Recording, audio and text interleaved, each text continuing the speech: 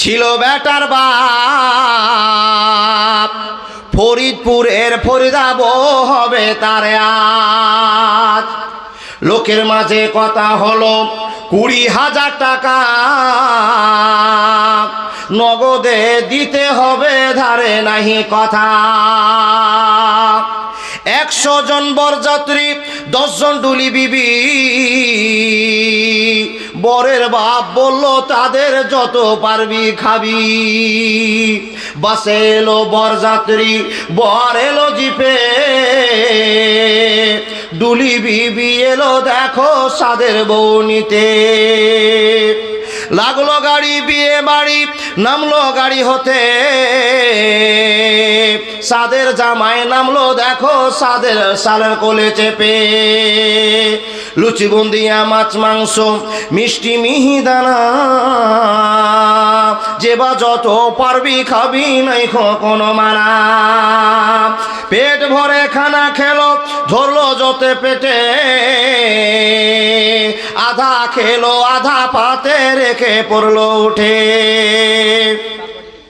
হলুদ মেখে সাবান হাতে গোসলখানায় যায়, ফরিদা কিন্তু শ্বশুর বাড়ি যাবার অপেক্ষায়। সব ফেলিয়া বেটির বাপ এলো মজলিসে,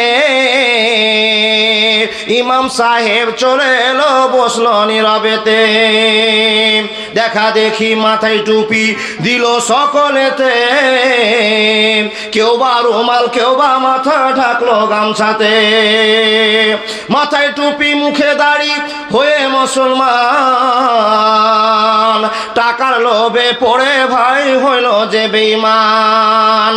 বরের বাপ টাকা পেয়ে গুনে হেসে হেসে,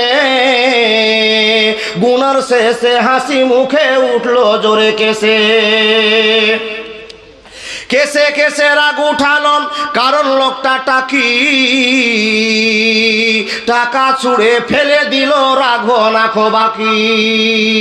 সবার মাঝে বেটির বাপ করে জড়ো হাত, বলো করোনা অমমান, রাখো আমার বাত। 8 মংলার ভিতরে 2,000 টাকা পরিশোধ করে দিব, দিও না খো ব্যথা। শুনলো না খো বরের বাপ, উঠে পড়লো সবে। ফরিদা কিন্তু জানলা দিয়ে সব দৃশ্য দেখে। মেয়েটা বলছে, আব্বা মোরে জন্ম দিয়ে এতই অপমান, নিজের চোখে দেখে বলে রাখবো না খো প্রাণ। বিষের বোতল হাতে নিয়ে খেলো কেঁদে কেঁদে,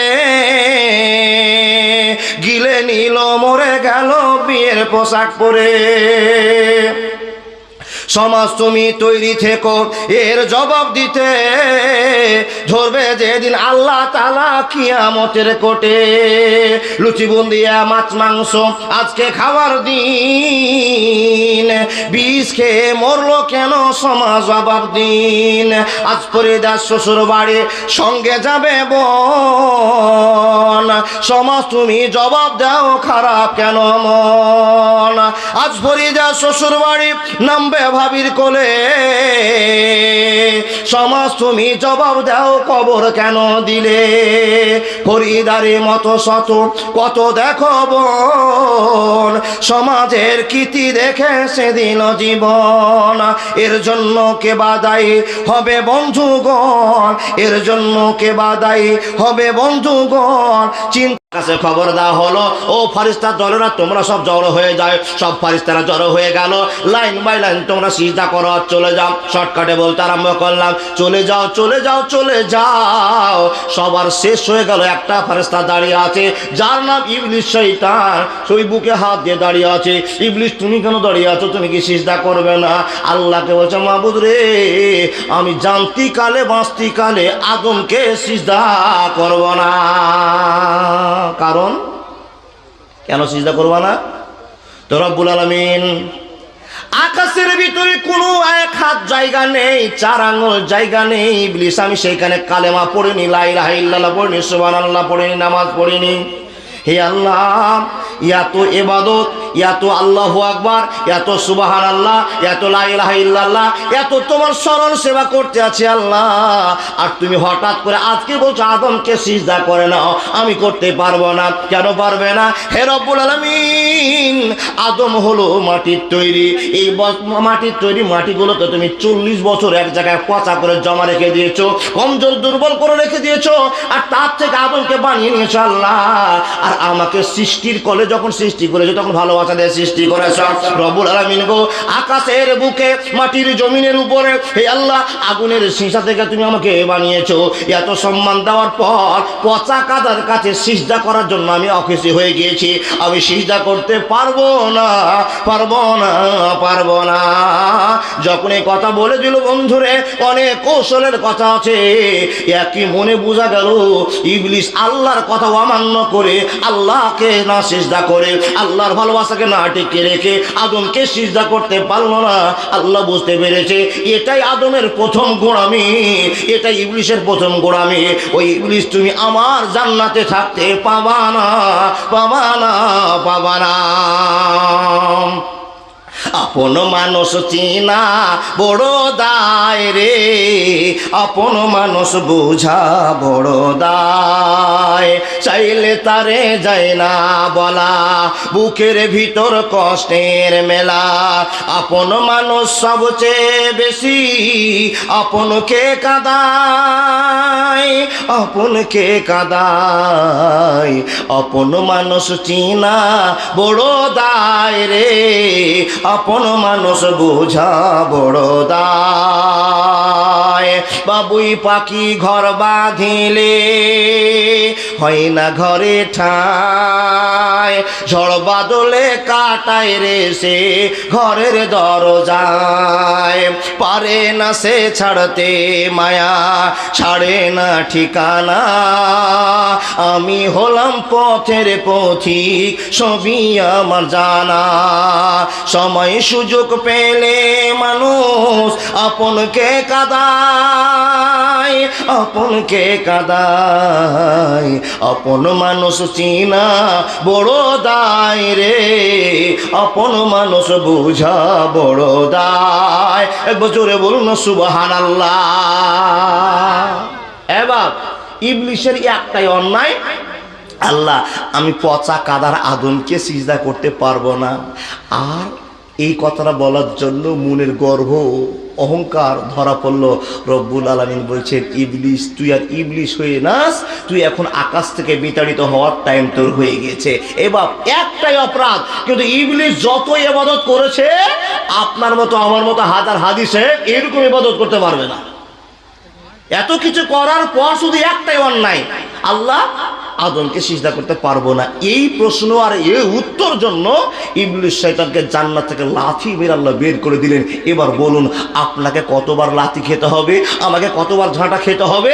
আল্লাহর সঙ্গে কতবার বেয়াদবি করেছি, কতবার অহংকার করেছি, অথচ আমি অহংকার করে, আপনি অহংকার করে পৃথিবীর কোনো খবর দিতে পারবেন না, আপনি পৃথিবীর কোনো ফাটল সৃষ্টি করতে পারবেন না। শুধু একটাই দেখা যায়, মানুষের টাকা পয়সা হলে বুক উঁচা করে হাঁটে। বিশ্বনবী বলছেন টাকা হলেই মানুষ অহংকার করে হাঁটে। এবার এটা হলো প্রথম টার্গেট। আপনাকে বলে যায় যারাই অহংকার করেছে তাদেরই পতন হয়েছে, যারা অহংকার করেছে তাদের পতন হয়েছে। কিছু লোককে জিজ্ঞেস করা যায় এবার এই লোকটা কে? বলছে এই লোকটা কে তোমরা জানো? এই লোকটার বাপ এর দাদু 300 বিঘা জমির মালিক ছিল। গল্প শোনাচ্ছে। এই লোকটা কে জানো? এর বাপ এর দাদু 300 বিঘা জমির মালিক ছিল। আর আজকে সেই লোকটা তোমার সামনে এসে লা ইলাহা ইল্লাল্লাহ মুহাম্মাদুর রাসূলুল্লাহ, হাজার লোককে দেখেননি চোখে? দেখেছেন? অহংকার করার সাজা দুনিয়াতেই হবে, আর দুনিয়াতে না হলে আখিরাতে হবেই হবে। এবার কার কথা বলি? কোন কথা বললে আপনার জ্ঞান আসবে? অহংকারের মতো গুনাহ করবেন না। এ যুবকের দল, একটু মনোযোগ দিয়ে শুনুন। মা বোন আপনারা শুনুন, সব আমরাই করি যে অহংকারগুলোর কথা বললাম, রূপের অহংকার, শক্তির অহংকার, টাকার অহংকার, বাপ এই অহংকারগুলো আমাদের সাধারণত হয়ে যায়। কিন্তু এতগুলো লোকের ভিতরে একটা লোক আমরা আল্লাহকে বলতে পারিনি, আল্লাহ আমার যদি কোনো ভুল হয়ে থাকে তুমি আমাকে ক্ষমা করে দাও। বান্দার কাজ হলো গুনাহ করা, আল্লাহর কাজ হলো ক্ষমা করা। এত কিছু জানার পরও মাবুদকে বলতে পারলাম না, আল্লাহ চলতে গিয়ে যদি ভুল হয়ে যায় মাবুদ তুমি আমাকে ক্ষমা করে দাও, তুবু ইলাল্লাহি তাওবাতান নাসুহা, এই কথাটাই বলতে পারলাম না। দেখুন কি করে অহংকার আসে। গ্রামের সাধারণ ফুটপাত লেভার 150 টাকা করে দিন, 200 টাকা করে দিন খাটে। কাজকর্ম দেখে একটা লোক মোটর সাইকেলে যাচ্ছিল, ওকে বলছে, এই ভাই তোমার নাম কি? আব্দুর রহমান। তোমার বাবার নাম? খালেক মিয়া। কি করো তুমি? এই মানুষের বাড়িতে কাজ করি। হে মশাই, তুমি এত সুযোগ দুনিয়াতে এসছে, তারপরে তুমি সুযোগটা গ্রহণ করতে পারোনি, চলো দিল্লি আমার সঙ্গে, দাদন চলো। দাদন নিয়ে চলে গেল। কত টাকা দিবা? 13,000 টাকা দিব 50 দিনের টিপে। ফুসলাই ফাসলে যুবকটাকে নিয়ে চলে গেল। বাপ নিয়ে গিয়ে সাইডে ছেলেটা কাজ করতে শুরু হয়েছে। গ্রামে খাটালো, বিদেশে যখন তোলপাড় খাটন দেখিয়েছে, ভালো কাম দেখিয়েছে, সাহেবদের নজরে পড়ে গেছে। এই ছেলেটাকে গো বলছে, এটা বেঙ্গলের ছেলে, ওকে ডাকো। এই ছেলে, তুমি তো সুন্দর কাজ করতে পারছো, শোনো আগামী মাসে বাড়ি চলে যাও, আর বাড়ি গিয়ে 10টা লেবারকে তুমি নিজের কবজাতে করে নিয়ে আসো, তোমাকে আমি ঠিকাদার বানাবো। এবার দেখুন কি করে আল্লাহ সম্পদ দিচ্ছে, কি করে আপনাকে দামি বাড়াচ্ছে।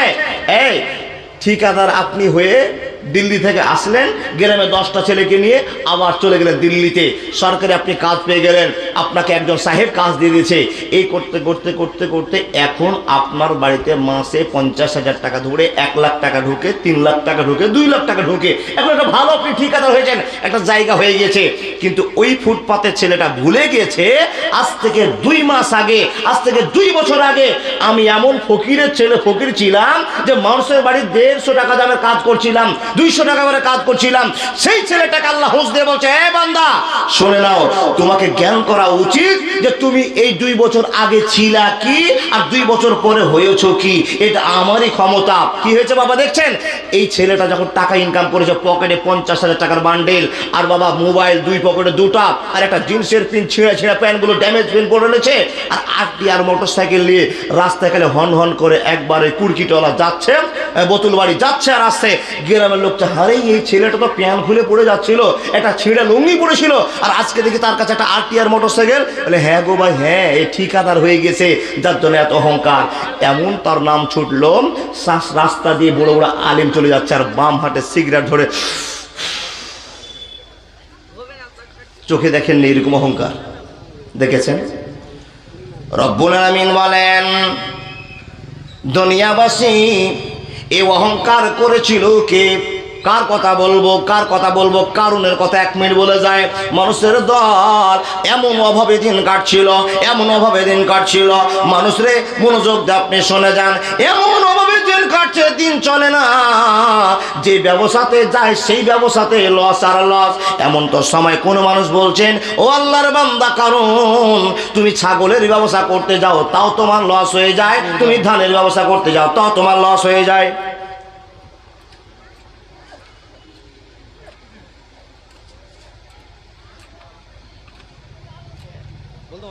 হ্যালো, এই বাপ, কারণ যেই জায়গায় ব্যবসা করতে যাই সেই জায়গাতেই লস, লস, লস, লসের পালা লস।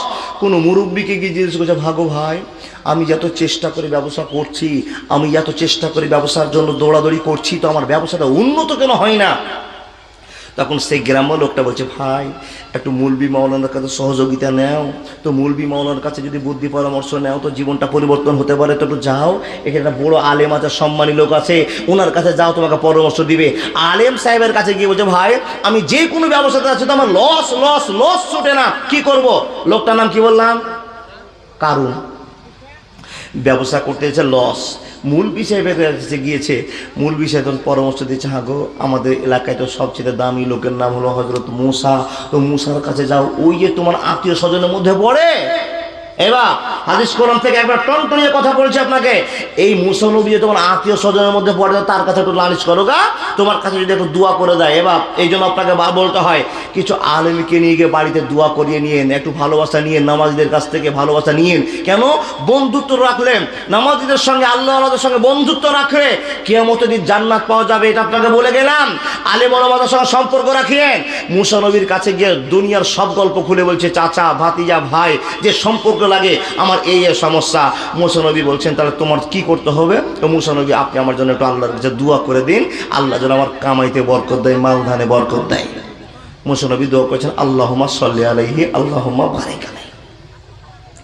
বন্ধু আমার, আবেদন হলো, দোয়া হলো, রব্বুল আলামিন নবী মুসার দোয়াটাকে কবুল করে লোকটাকে সাহায্য করলেন, সাহায্য করতে আরম্ভ করলেন। পরের দিন ব্যবসা করতে গিয়ে 250 টাকা লাভ হলো, তারপরের দিন 300 টাকা লাভ হলো। এই করতে করতে টাকা বাড়তে আরম্ভ হলো, টাকা বাড়তে আরম্ভ হলো। এত টাকা হলো, এত টাকা হলো, এত সম্পদ হলো, এত ধন হলো। অনেক জায়গায় অনেক রকমের মদ পাওয়া যায়, ছোট্ট করে মদ পাওয়া যায়। কেউ বলছে উঠে করে চাবি বলবে ঝোলাই করে বেড়াতো, না না সে গল্প আমি বলতে পারবো না। প্রমাণ সহি সালাতে যে পাওয়া যায়, এত ঘরে তালা ছিল আর তালার এত চাবি ছিল যে ব্যাগে করে মানুষকে ঢোলাই করে নিয়ে বেড়াতে হতো। এত সম্পদ আল্লাহ তাকে দিয়েছে। হঠাৎ করে একটা খেলা ঘটে গেল, যে খেলার কথা কোনোদিন সেই কারণ জানতো না, এত বড় খেলা আমার জন্য প্রযোজ্য হয়ে যাবে।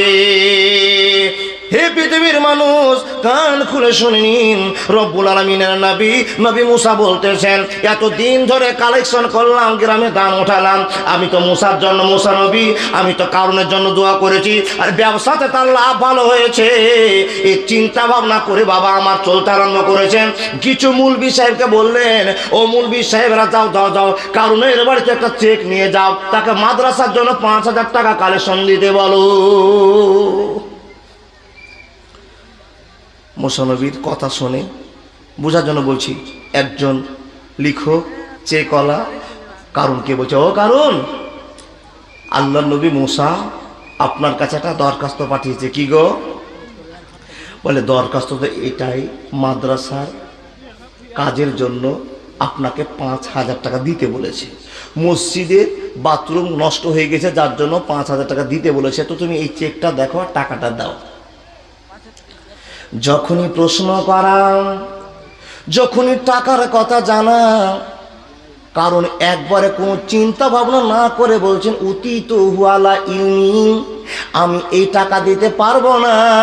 ব্রেন খাটিয়ে, শরীর খাটিয়ে, নিজের কণ্ঠস্বরকে খাটিয়ে, নিজের দিমাগকে খাটিয়ে টাকা ইনকাম করে আজকে আমি মালদার হয়েছি, রাজা হয়েছি, বাদশাহ হয়েছি।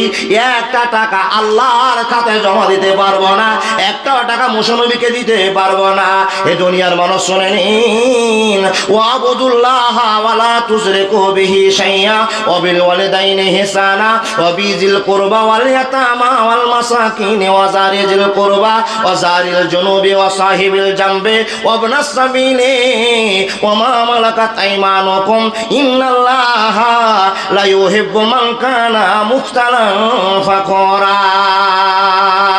হঠাৎ একদিন আসবে রে জম, ফুরাবে তোর দেহেরই ডব, সবাই তখন বলবে তুমি শুধু একটা লাশ, কাটিবে তোমার জন্য ঝাড়ের মোটা বাস, আনবে কেহু আতর লোভান, করবে গরম জল, লাশটা কোথায় আছে বলো মাটি দিবা চল। হঠাৎ একদিন আসবে রে জম, ফুরাবে তোর দেহেরই ডব, সবাই তখন বলবে তুমি শুধু একটা লাশ, কাটিবে তোমার জন্য ঝাড়ের ফেন্সি বাস। একবার জোরে বলুন না সুবহানাল্লাহ। এবার এত কিছু জানার পরও আমরা অহংকার করি, করি কি না? সত্যি করে বলবেন, অহংকার কে করে?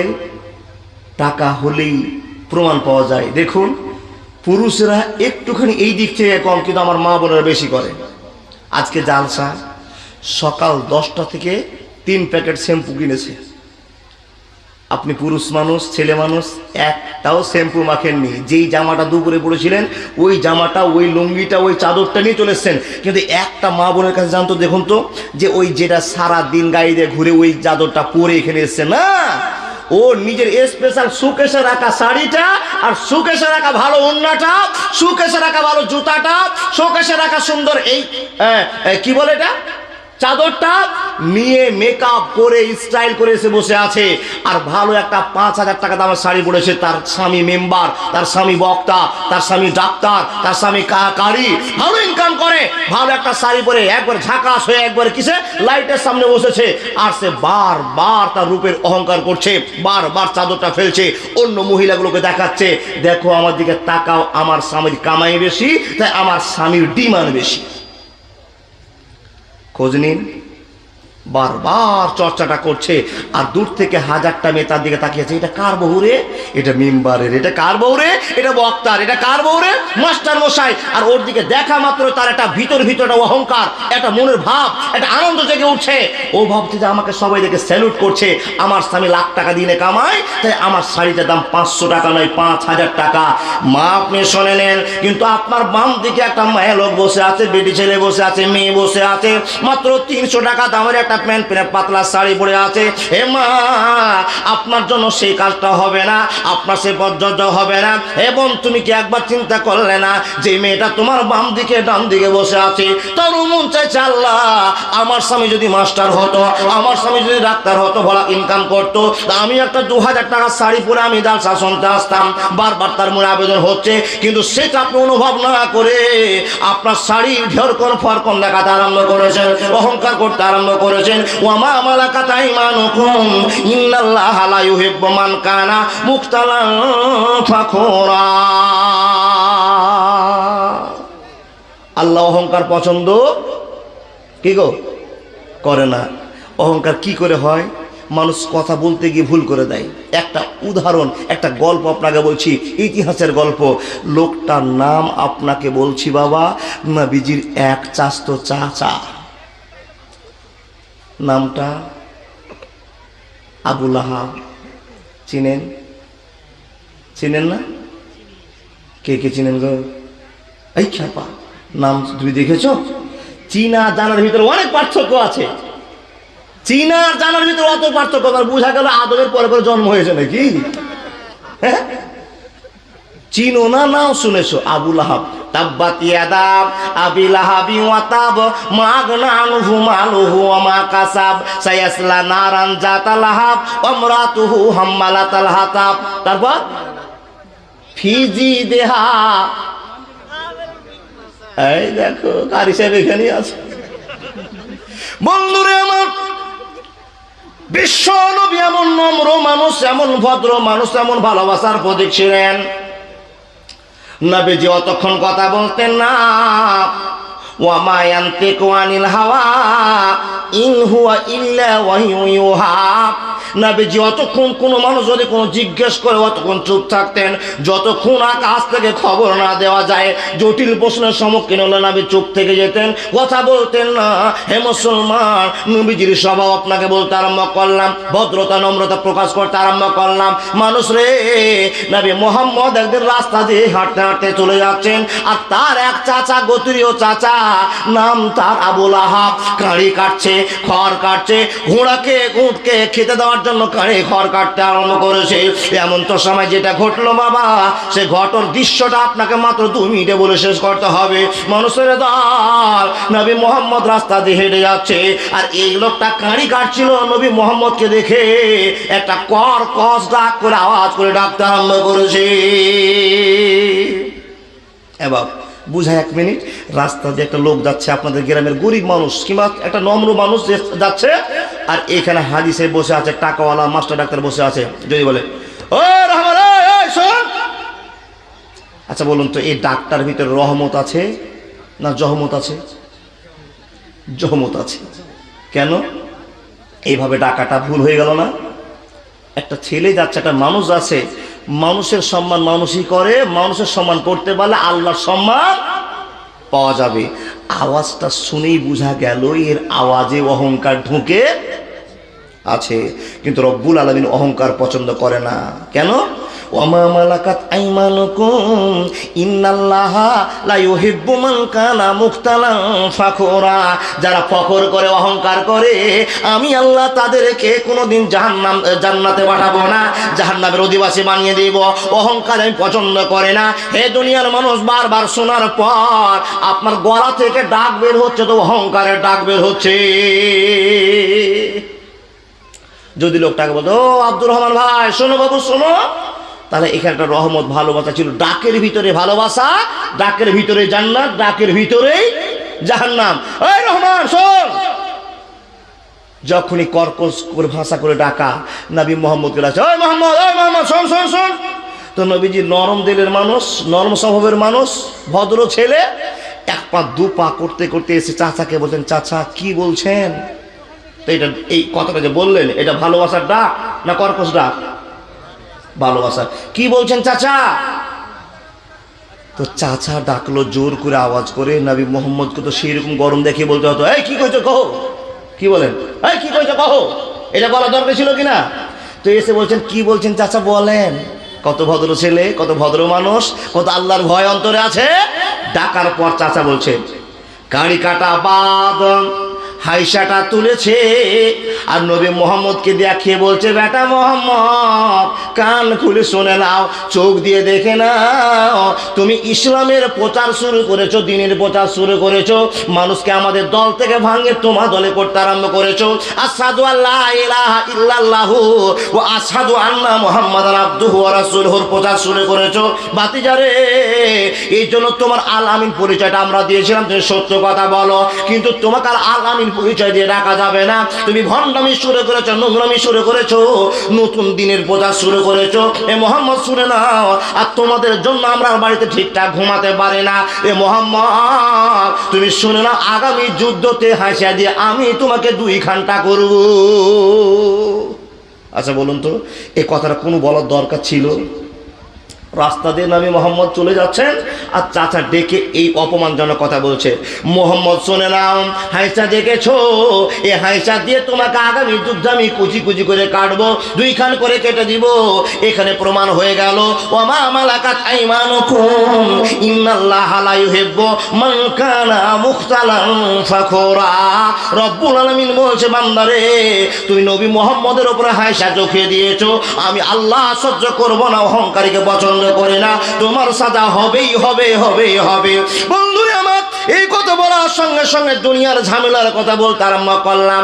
নবী মোহাম্মদ রাসূলুল্লাহ চুপচাপ দাঁড়িয়ে আছেন, আর যাওয়ার সময় নবীজি বলে চলে গেলেন, চাচা যে হাইসাটা তুমি আমাকে দেখিয়েছো, এই হাইসাটা আমি মরবো না, আগামী যুদ্ধে তুমি চাচা মরে যাবে, তোমাকে কেউ বাঁচাতে পারবে না।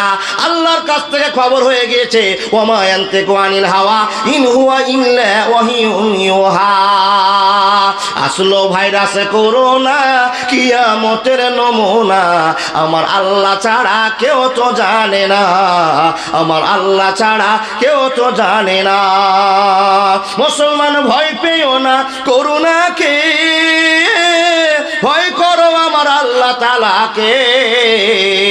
বিপদে পড়িলে মানুষ আল্লাহ নামটি ভুলো না, আমার আল্লাহ ছাড়া কেউ তো জানে না, আমার মাওলা ছাড়া কেউ তো বোঝে না। একবার জোরে বলুন না সুবহানাল্লাহ। আচ্ছা, আপনাদের এলাকায় করোনা ভাইরাস হয়েছিল কাউকে? হয়নি? তো আমরা তো সব খবরে পেলাম যে উত্তর দিনাজপুরের বোতলবাড়ির লোক সব মরে সাপ। ওটা ভোগা দিয়ে বলেছেন না? হ্যাঁ বাপ, ওটা ভোগা দিয়ে। এই ভোগা ভাষা আপনাদের দিকে আছে নাকি? বাদিয়া লোক তো ওই ভোগা থেকেই যাবে, মরা অব্দি ভোগা থেকেই যাবে। যাক ভালো, আলহামদুলিল্লাহ। তাহলে আমরা যে খবরটা শুনলাম করোনা ভাইরাসের অত্যাচার, কিন্তু করোনা ভাইরাসটা ঠিক, ভাইরাসটা ঠিক, কিন্তু মরে যাওয়াটা ফোগাস। যদিও ভাইরাস আছে, বিশ্বাস রাখবো কার? বিশ্বাস কার? আল্লাহ রাখতে হবে। প্রমাণ আপনাকে দিয়ে যাচ্ছি। এই কথাটা নবীজি বলছেন, চাচা আমি মরবো না, তুমি মরবা। এই কথাটা বলে নবীজি হাঁটতে হাঁটতে চলে গেলেন।